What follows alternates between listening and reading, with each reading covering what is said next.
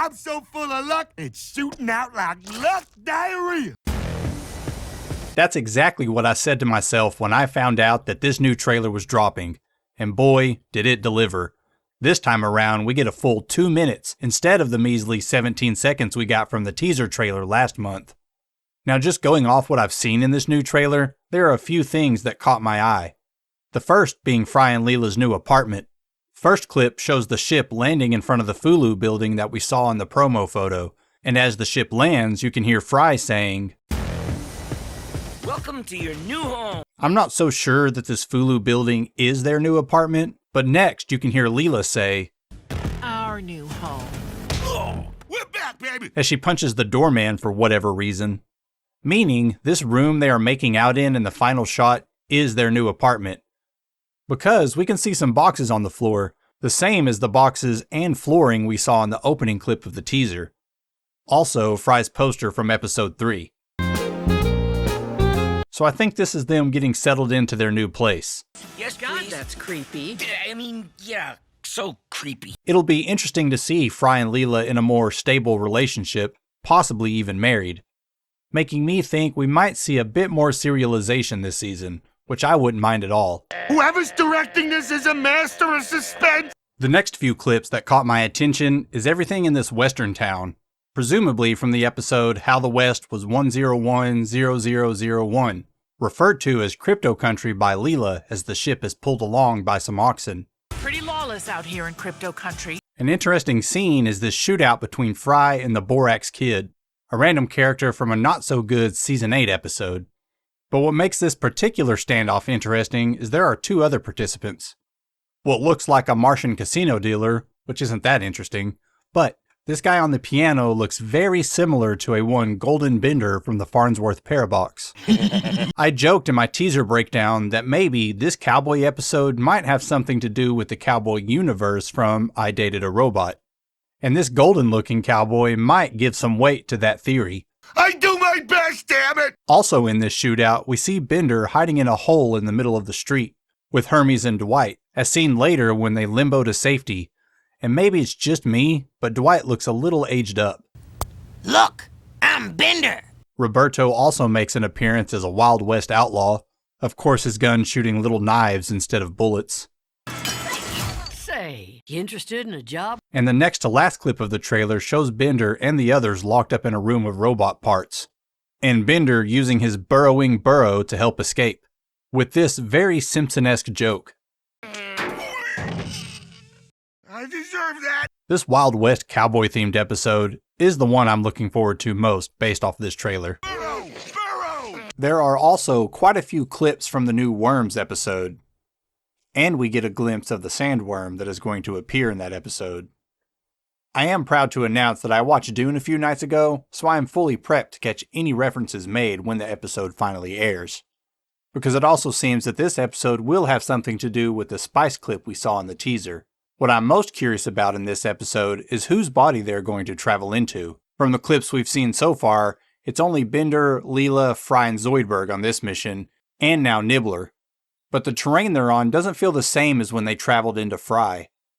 It's good cholesterol, but it spreads like bad cholesterol. Later in the trailer, we see those 4 riding a small tank down a Hot Wheels looking track, and we see the professor operating some sort of laser. Maybe this has something to do with how they shrink down. Or maybe they don't shrink down at all, because before we see Bender just vaporize this guy, Nibbler flies in on his ship. I'm fighting!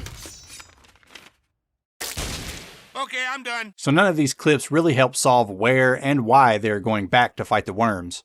But we do get this funny line from Fry as they are running away from the sandworm. Fry, why don't you have a belt? Or at least a substantial butt! Sorry, guys, I'm a flatty. Fry sadly joining the Hank Hill Club. Mr. Hill, you have no ass.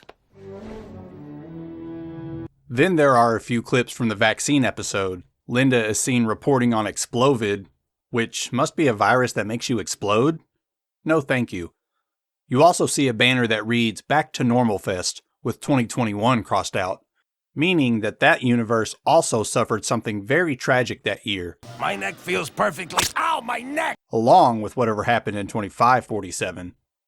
The professor then introduces his testing kit, a nose swab that looks about as pleasant as the COVID one. That looks kind of fun. I can't wait to do it hundreds of times. There is also a shot of Lur coughing, so maybe this virus is connected to the Omicronians, but causes humans to explode. I still think Mom is going to have something to do with this vaccine episode, so maybe this shot of Mom riding on the Planet Express ship, which I don't think she's ever done before, let me know down in the comments, is from that episode. Also, we see the same group later on as Mom slaps not only her sons, but everyone else. Now on to what I think is the most intriguing part of this trailer. The professor says, We seem to have survived a massive disruption in the flow of time. and we see a shot of him using his time machine from the episode The Late Philip J. Fry. Except this time he has added a reverse. Because if you remember, it was originally designed only to go forward in time. That way you can't accidentally change history or do something disgusting, like sleep with your own grandmother. I wouldn't want to do that again. It's hard to tell if this conversation between Leela and the professor is about the timeline, or if the time machine has anything to do with the first episode, because there are also a few shots of Bender and Zoidberg's battle with Robot Santa, and as Bender ties him up with Christmas lights, we see the time machine in the background. Still more questions than answers, but that helps build the anticipation, because however they decide to fix the timeline from the series finale 10 years ago, I'm confident they'll do it right, based on the other time-traveling episodes they've done in the past. That's everything that I noticed that I feel like could tie into the episodes, but there are a few more clips that I think are worth mentioning. The first is in this explosion shot. Bender, the professor, Hermes, Leela, and Amy are running away from some exploding slurm barrels. And is that human friend from All My Circuits maybe? Because we see him later in a clip with Calculon and Monique. Another interesting shot is this one of Hermes, Amy, and Zoidberg getting flooded by water, because the room they are in is very similar to the Planet Express building's living room, but the Earth doesn't have two moons, so where are they? What's funny about this shot is Hermes is using a torch for light, but they have electricity running the TV. We'll go across the street to Pottery Barn and steal their fire. Fry's having a food fight using cabbage as ammunition. This reminds me of Bender's cabbage from the Beast with a Billion Backs movie. Then there's this longer version of Zap's waxing session.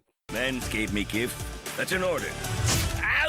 You do you, weirdo! This new trailer was great, giving us so much more footage to watch again and again, until July 24th finally arrives. That's creepy. I mean, yeah, so creepy. Be sure to mark it on your calendar, and be sure to like and subscribe to The Hip Joint to catch my breakdowns of the new episodes as they come out. And while you wait, you can check out my coverage of Season 1.